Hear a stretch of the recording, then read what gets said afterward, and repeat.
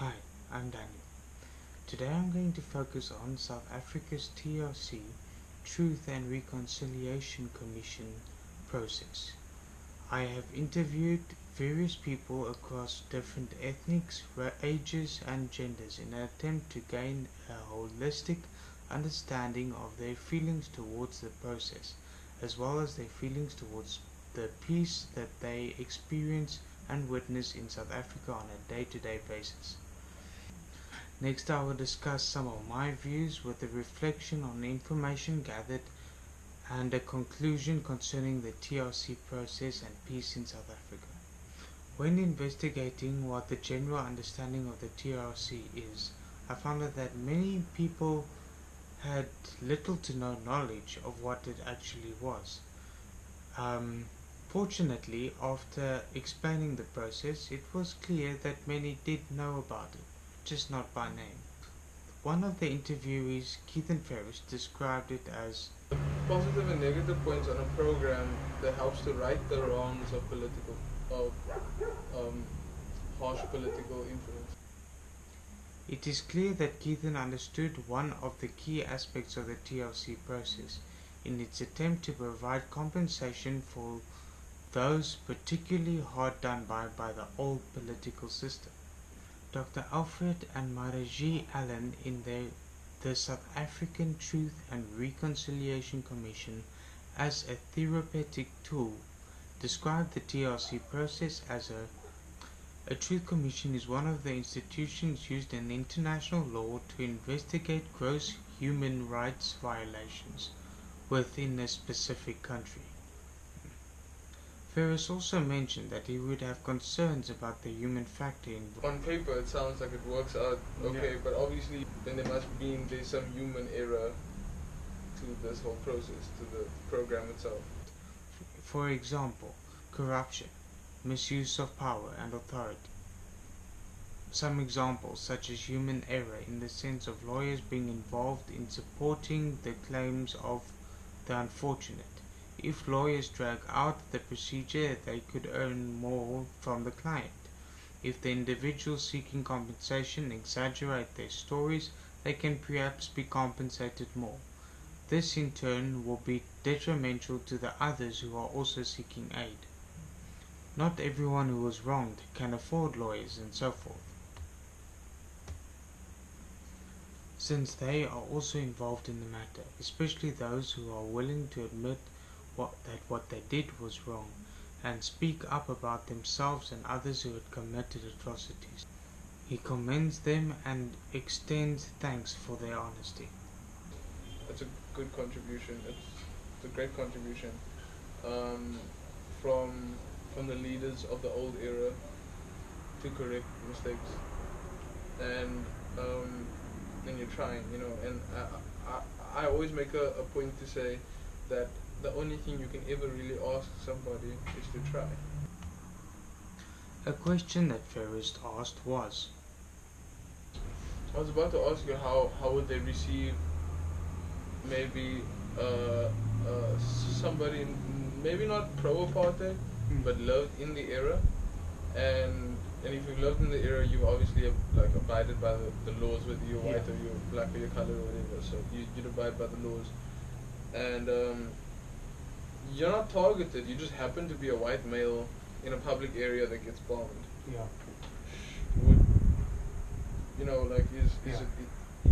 Would how would this man's wife go about claiming for that? I don't think it can happen. You see what I mean? That's it's so sick. Ferris also strongly believes that peace in most forms in South Africa is a lie. And from a positive peace perspective, racial peace in South Africa does not exist.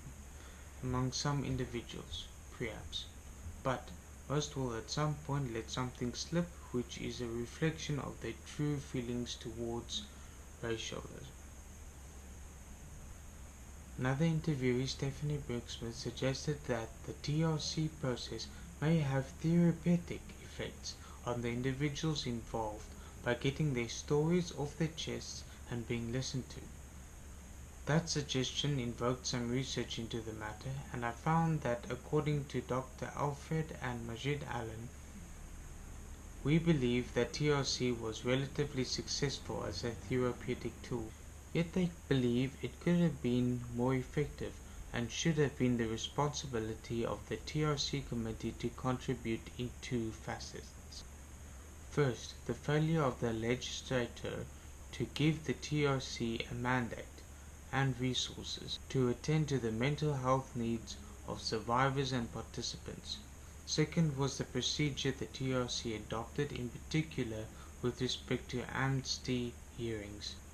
As for everything else, TRC is a positive process that is a step in the right direction to acquiring peace, though there are surely a number of obstacles that need to be addressed. One of her concerns was the accessibility of the facilities where the TRC processes took place.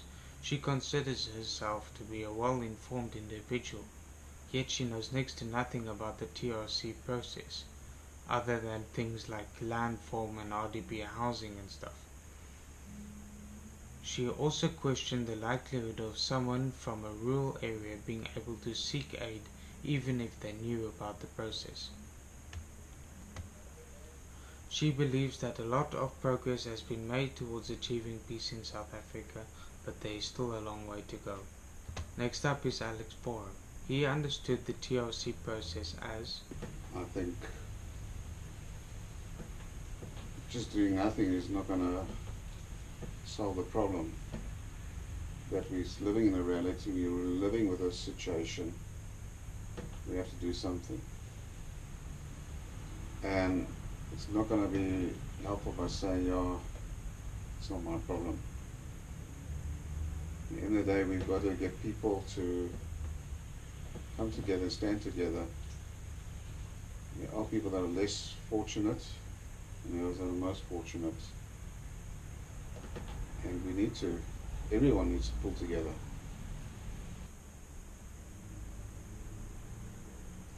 anything is better than nothing, so any compensation gained is good for the individual involved. He feels that reconciliation can only be genuinely reached by people when Christ is brought into the equation. I got the impression that he thought it was a good thing that Archbishop Desmond Tutu was involved in the TRC process. While he may be a questionable figure in the eyes of many, it is better than nothing. It needs to be reaching out, it needs to be taking hands. Otherwise the problem is just going to get bigger and worse, and in the end could end up in a civil war and even more of a mess. So we can't be naive and just say, nah, it's not my problem. Initially I thought it was a waste of time. Also being younger at that stage, also matured and see things differently. And I thought it was a waste of time because I just thought people that are guilty are not going to be honest straight away. They're going to try and save their own bacon. And they will try and find all kinds of means to justify it and to say, well, they were afraid of their own lives, that they didn't do it, and all kinds of, and they can hide behind. Look at people. I think the general people, that the politics and everything is not with the people, it's the politicians. I mean, many politicians that stir up hatred, that stir up violence, that stir up all this stuff, but if I look at the man on the streets, my day-to-day walk with man on the streets, I see an opposite picture of what the politicians are painting. Well, one thing that comes to my straight in my mind is that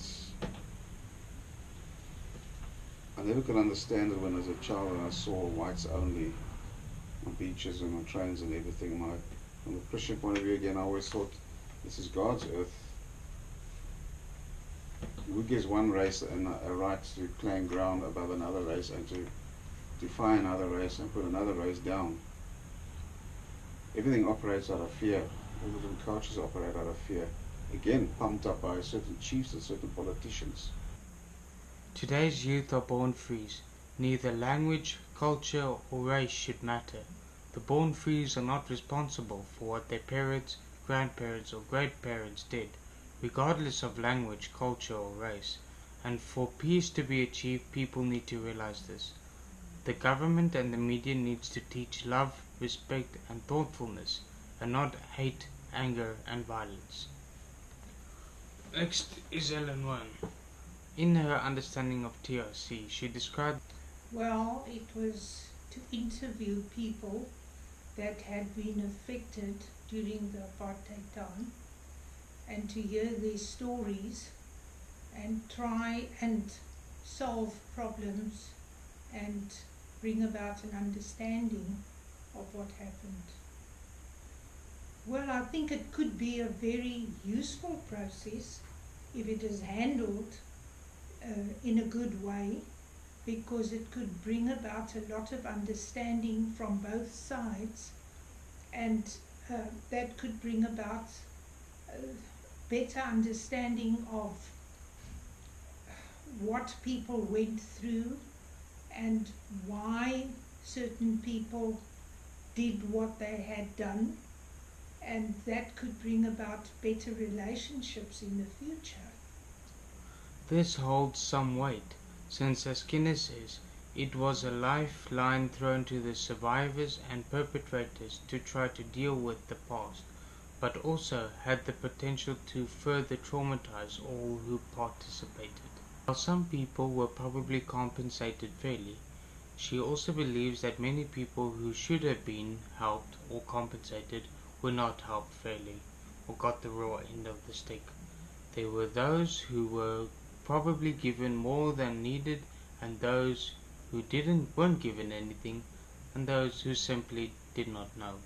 Last is Abigail Achilles. In her own opinion, she views the TRC as a process of righting the wrongs of the apartheid era and providing compensation for those who were wronged, and for the truth to be told concerning dark stories of oppression. She loves the fact that the TRC program is run by South Africans for South Africans, and that South Africans are trying to right the wrongs and not expecting help from elsewhere. It's South Africa's, as she states, it is South Africa's baby and should not just be forgotten or have the responsibility pinned on others. However, on average and in general, most people feel that South Africa has progressed and is much more peaceful than it once was. Her exact words. Unfortunately, any country, anywhere in the world, will have racists or haters or extremists or something. South Africa has judgmental people, but is not a judgmental nation. And that is a beautiful thing. Okay, finally time for the conclusion. I am often very suspicious about many things, and if anything, the interviews resulted in me asking some new questions, such as, can a white who suffered because of apartheid be compensated in the TRC process? This leaves much for debate, which is welcome in the comments below. Overall, the interviews mostly provided great insight into the views and understandings of the process of my fellow countrymen. For me, in the light of what the TRC actually contributes, it is ultimately a good process with good intentions and in most cases a good result. As for peace in South Africa, peace can almost always be improved, and while there are many obstacles that South Africans must still overcome facing us on a daily basis, let's not forget how far we've come and of the potential that still exists.